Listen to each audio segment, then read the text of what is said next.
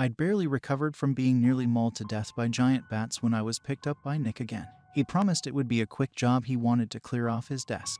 It was a basic checkup on a couple who hadn't been heard from for a day or so. That didn't appear to be enough of a reason to drag in supernatural agents to deal with it. But I didn't ask too many questions and waited until we reached our destination. This time he received a charm to use instead of creating the transportation spell himself. We arrived in front of a house in the middle of nowhere that looked so run down I was shocked it wasn't abandoned. It was on a plot of land that at one point was a farm. Overgrown weeds had taken over the lawn and the land surrounding the house. A wooden porch appeared slumped and half rotten, even though the sun was bright. The windows were so dark and covered in grime that it was impossible to see inside. I kicked at a rusted car piece hidden in the grass while Nick checked his phone beside me. Does someone really live here? Nicky, I asked while the wind blew through the tall grass. Yes, there has been an outbreak in this area. Normally humans that live in conditions such as these are the ones who are the first to be. Nick was interrupted by a crashing sound. I jumped, nearly tripping over the rusted hunk of metal I was kicking. I looked over and was shocked to see what newcomer had just arrived by using what I assumed to be a transport spell. A nearly 8-foot-tall lizard creature was crawling out of a circle that burned into the ground near us. It was crawling on all fours, covering the distance at a blinding pace. A massive tail cracked behind it as it tore the grass as it moved, standing up. It yelled in a booming voice that echoed, "Agent." I could do nothing to help as the creature wrapped powerful arms around Nick, easily lifting him off the ground. My hand flew to my side and dread overtook my chest as I realized Nick hadn't given back my gun yet. I thought my partner would be crushed to death. Then I noticed something. This lizard was wearing what looked to be an open suit jacket, and it was wagging its tail. "I have not done a job with you in ages. You've gotten taller," the lizard said happily, though a mouth full of teeth. My mouth dropped open a little. I knew the corporation hired supernatural agents, but I'd never seen one not human before. It looked similar to the twin lizards we fought. Its skin was a dark red and its eyes glittered like rubies. Nick was set down after that rib-crushing hug. I was almost next, but the lizard was stopped because Nick told it I was human and couldn't handle a greeting like that. Instead, the lizard held out a clawed hand to shake. I was nearly lifted off my feet from the handshake. "Nice to meet you, human helper. My name is Hot Sauce," the lizard said proudly, in a deep voice and with a massive smile. I had to have heard the name wrong. Hot Sauce. Really? I looked at Nick, who nodded. Abarash, and I text often, even though she may not have the time to respond all the time, but rather all at once. She's been giving me little bits of information when she can. One of the random little bits was about names supernatural creatures took. Due to the fact most spoke in a language humans could not understand, creatures would take a human name. It would either be a mess of letters they thought sounded nice, or it would be by following a popular trend. The current one, it seemed, was naming themselves after food. Even after hearing that, I didn't think one would ever pick a condiment. "It's nice to meet you, Mr. Hot Sauce," I said, sounding a little stunned. If I wasn't shocked, I would have laughed. "Ms. Hot Sauce," she corrected, and I felt my face flush. She was like a bodybuilder and was flat. I guess lizards had different body types, so it made a human like me impossible to determine her gender. I apologized, but she waved it off, stating she was so handsome it was understandable I thought she was male. This was the first time we'd gotten another agent to work with us. After we were all introduced, we turned to Nick to get caught up on the job at hand. "We fear the couple inside are victims of a nest. If that is the case, we asked Hot Sauce to help with the cleanup.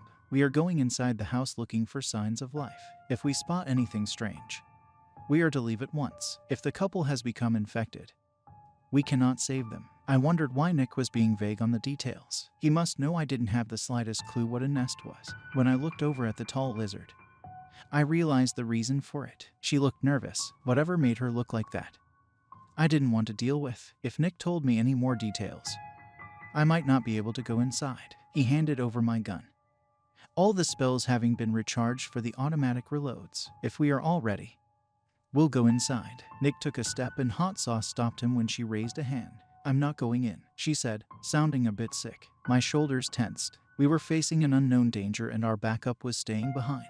We finally had someone who looked as if they could fill in for the strength I lacked, and yet she refused. "That's fine. We should only be a few minutes." I looked at Nick as if he was crazy. He didn't even acknowledge my expression. He started towards the house and I didn't have any choice but to follow. The gun was not a comfort as we made our way up the soft boards of the porch. It smelled of mold and decay. This place should not have any humans living inside. I feared that was the case, when no answer came after he knocked.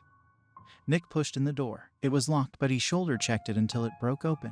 The smell was worse once the door was open. Stale air poured out. I forced down my gag reflex in order to follow my partner into the dingy front room. Trash and personal belongings were scattered everywhere. Every surface was covered with something. Mail piled up near the front door, and countless pairs of dirty shoes cluttered the walkway. We slowly crept along, looking for signs of life. The only light came from a TV that was turned on without any sound, and a small amount of sunlight that could get through the dirty windows. I didn't know what to expect. This place looked bad enough without the thought of something supernatural lurking in the dark.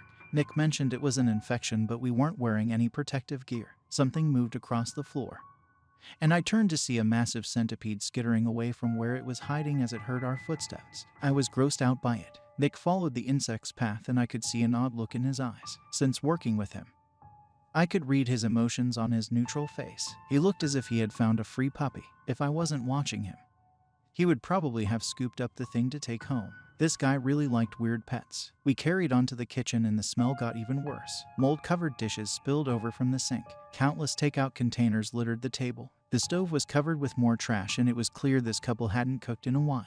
I looked over the place as some memories came back. When my parents kicked me out, I moved in with my sister, and the time she lived in a place almost as bad as this. It was the only thing we could afford. For a few months, I worked and still stayed in school, all the while coming home to a trash heap of a house. At least I had a roof over my head. Finally, she got a new boyfriend who let us move into his place. I was crammed into what was basically a closet, but it was cleaner than the last place. I think if her boyfriend hadn't let us stay with him, if I would still be living in a house similar to this one. When we still didn't see or hear anyone, I followed Nick over to an old wooden door. It led down to a dark basement, and I was definitely not keen on entering it. As we started our way down, every step creaked when we put any weight on it. I was convinced we would break through the step if we stood on the same board at the same time. A very dull light bulb was the only source of light. I kept away from the wooden railing because it was covered in spider webs. Gregory was still on my mind, and I did not want to see another spider again if I could help it. Nick noticed how I was acting, and at first thought something was going on beside my fear of spiders. I had to tell him I was fine and we could keep going. The basement floor was cold cement. At one point, someone tried making the space into a living area, so there was an old mattress laid on the floor along with some couches and chairs scattered through the space. At first, I'd assumed we would find nothing. It was as still as a grave. Then, I heard something, a rustling sound, almost a crunching sound, coming from one of the chairs nearby. Nick got out a flashlight for my benefit, and I really wished he hadn't. In the dark gloom was a man sitting against an ancient leather chair instead of in it. I started to call out to the older man to see if he was all right. His head raised in a jerking motion, causing my words to get caught in my throat. In the beam of the flashlight, I saw the worst thing I'd ever seen in my life. No wonder why Nick didn't want to be upfront about what we might find.